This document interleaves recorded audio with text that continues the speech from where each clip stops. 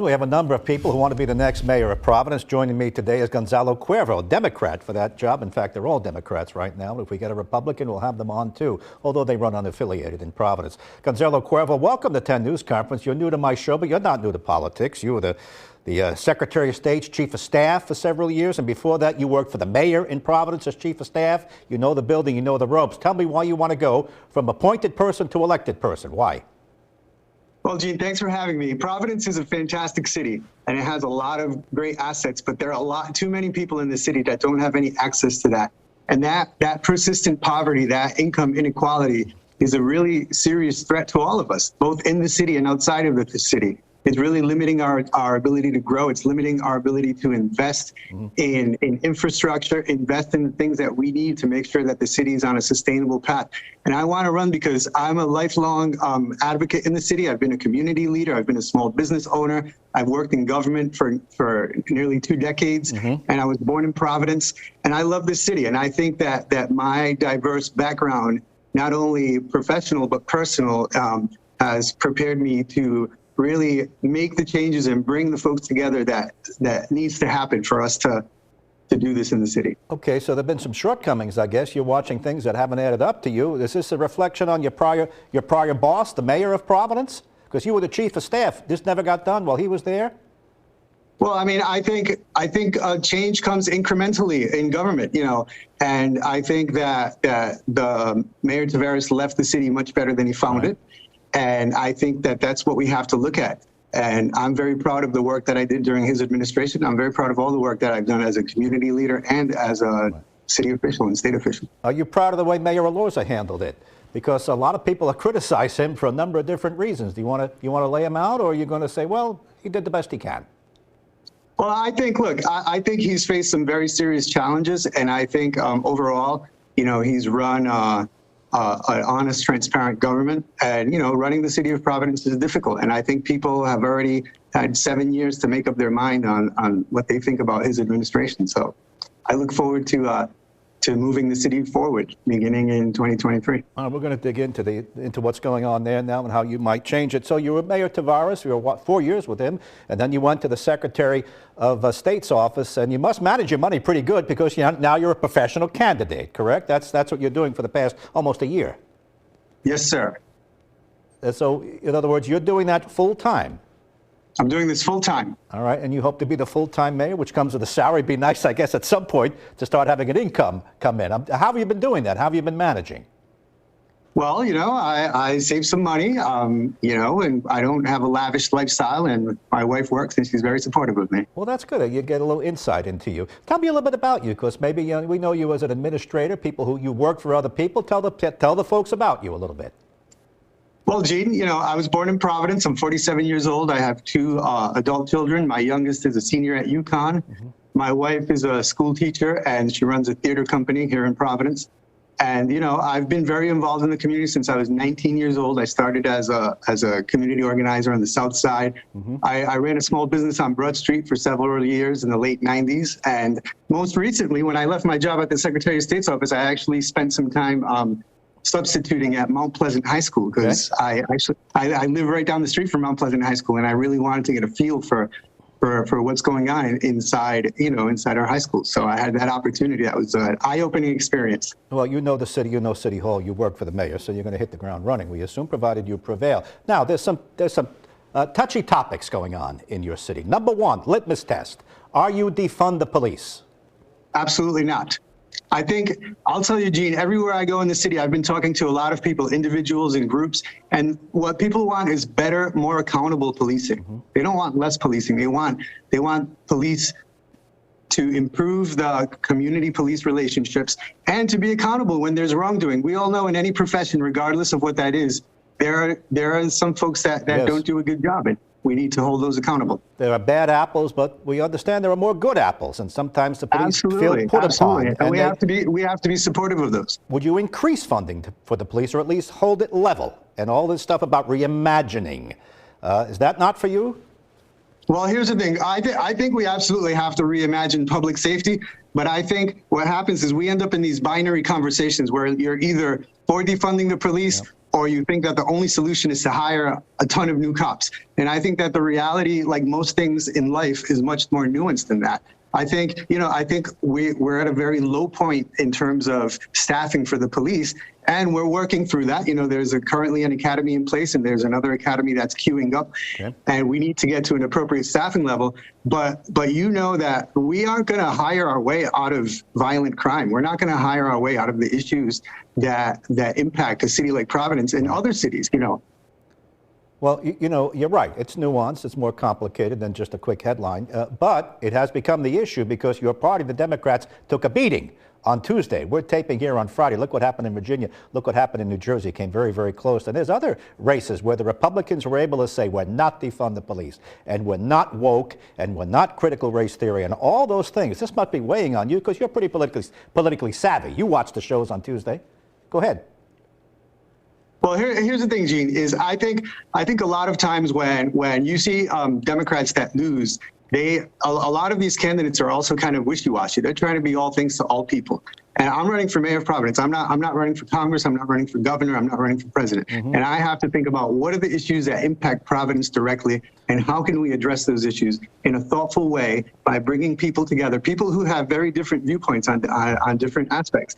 And I think that's what I've tried to do in my career and in my personal life. And I think that we can accomplish that without getting into these polarizing conversations about these issues that people a lot of times don't even think about. They just have visceral reactions to. All right, let's go down. Let's do a lightning round. We'll tick off the topics. The Providence Place Mall, you lost Nordstrom.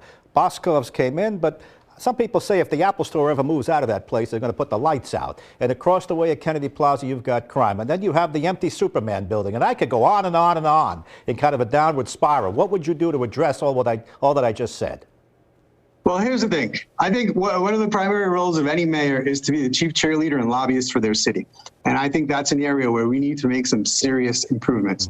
I think people need to feel good about Providence. They need to see tangible improvements. They need to see cleaner streets. They need to feel that public safety is heightened. I think one of the areas that most of the conversations that revolve around the city of Providence lately tend to be negative conversations. There's nothing that people feel particularly exciting about. And yet the city is alive. The city has all types of events happening. There are people coming into the city for the restaurants, for the shows, for all these things. And I think a big important part of being mayor is really highlighting, first of all, running the city well, and then promoting the city and building people's pride around the city, make people feel proud about Providence, about being a part of Providence again. All right, what would you do with the Superman building? It's empty. There's no real plan to get that thing filled or torn down or whatever you want to do. What would you do with the Superman? Just give me a quick answer on that, because then I want to ask you about the buses in front of the Superman building. Go ahead. Well, I think the Superman building, as an office building, I think there's general consensus that it's obsolete. It doesn't work as an office building. I think we have to look at other options for it. The combination of maybe retail on the ground level and some sort of housing or institutional use in the upper levels. That's a conversation that's going to require a lot of input from the state. And everybody's been passing that conversation around like a hot potato. And I think, the owner of that building is basically sitting around, waiting to shame folks into action. And I think that's an unfortunate reality and a testament to this kind of paralysis that we have in a lot of the decision-making in politics today. All right, well, you would have to ask the governor, whoever the governor might be, and the leadership to help me with this, because I want to keep it up and you want to fill it. Now, what about the buses in front of Kennedy Plaza? That's a prized piece of real estate. It's a jewel, and we use it as a bus station. Other New England cities use it as a beautiful green to attract people. What would you do with that? Where would you put the buses? Well, here's the thing. I don't think, look, the issue with Kennedy Plaza isn't that buses go or that it's green. We have to look at the underlying issue of what we see in Kennedy Plaza. I think what makes a lot of folks uncomfortable is that there are a lot of visible manifestations of poverty that we see in Kennedy Plaza. And whether it's a bus depot or it's a green space, those manifestations are not going to go away until we begin to address the root cause of this persistent poverty in our city. We have unbelievable income inequality in our city, and we have a lot of folks that don't really have things to do or places to go. And so, whether we break up Kennedy Plaza or we keep it in one spot, those issues are not going to go away. When I was a kid, Gene, in the early 80s, my mom would bring me downtown and we'd go to Westminster Street to shop. Yep. And Kennedy Plaza was a strange place back then, 35 years ago. Oh, it's gotten a lot stranger. Democrat from Mayor of Providence, Gonzalo Cuervo, continues his conversation with me. Mr. Cuervo, you said you want to deal with the root problems of homelessness before we decide what to do to the buses. Shouldn't it be the other way around? Shouldn't the people who have to get to work on the buses come first before the root problem of homelessness? I mean, look, there's a move afoot to move the buses one way or another. So just to tackle that, where would you put the buses? Well, I mean, I think there's a new proposal now to build an indoor depot down the street from Kennedy Plaza, and that's something that's certainly worth looking at. Okay. But that's a major investment. I think the issue isn't. It goes beyond homelessness. It also, there's a lot of issues around persistent poverty, mental health issues, substance abuse. That impacts people who aren't necessarily homeless, and those folks they come down from their different communities and they hang out in downtown Providence. And that's the hangout place, and that's not going to change by breaking up Kennedy Plaza. All right, well, breaking up the bus stops. We all agree. There's a Greek restaurant spent a lot of money to go in. I think on the Westminster Street there on the corner, and there's other nice shops and buildings. And I walked down one day and I saw homeless people laying out in front. And I said, look at this. This guy spent so much money here to have a business. He has a homeless guy laying in front. At what point do you say we are considerate of the homeless, we want to help them, but the businessman has to come first, and his customers have to come first? What kind of a mayor would you be? Well, here's the thing, Gene. I think we always need to think about people first, right? Because cities are people. And when we talk about homelessness, we tend to turn it into like an other. And like we dehumanize people who are experiencing homelessness. And there are all types of different folks that are experiencing homelessness.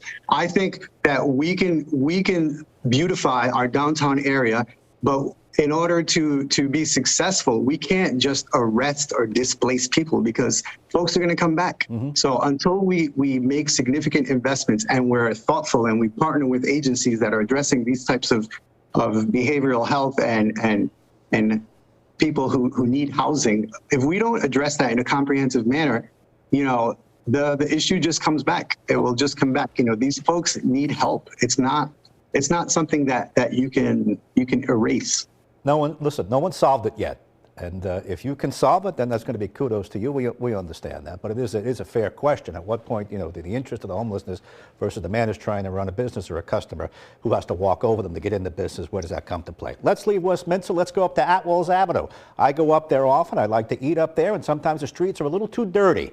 And it kind of kills the appetite. What would you do to keep the streets cleaner and fill the potholes and pick up the trash and cut the trees and on and on and on? What kind of quality of life mayor would you be?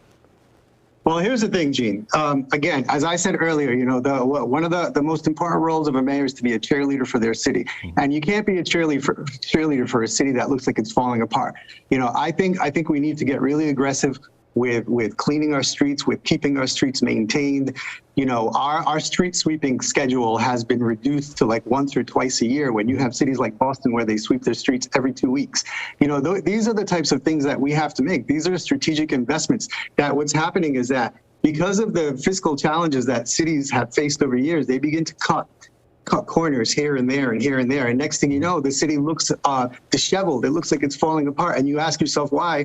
And maybe because there's only one or two people assigned to sweeping the entire city of Providence.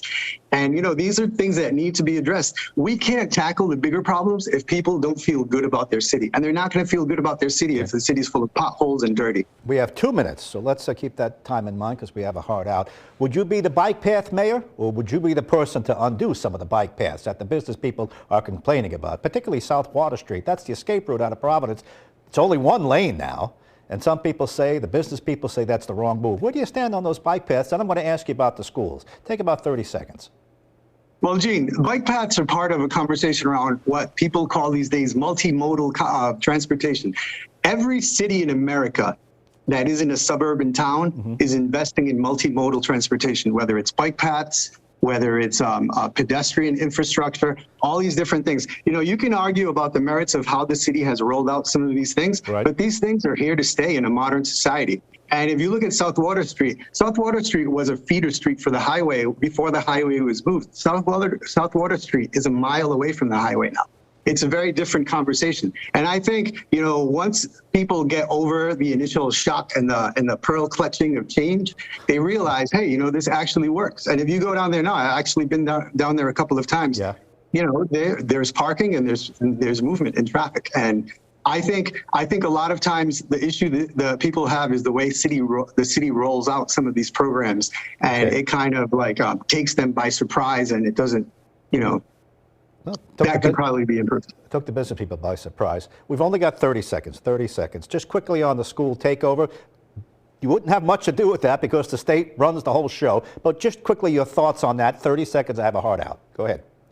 Well, here's the thing. The state took over the schools because they were going to bring transformational change. That hasn't happened. What we've seen is a continuation of the status quo, and particularly after the pandemic, you know, our students have been hit really, really hard. There needs to be a change. You know, there needs to be a change in holding the adults around the table accountable, and that includes parents, that includes educators, and that includes political leaders. And I think everybody's kind of passing this around like a hot potato and hoping that it'll be somebody else's problem. That needs to end, and that's what we want to do. I've got to hold you there, but thank you for coming on. I think we covered a lot of ground. We will have you on again. Good luck to you. Thank you, Gene.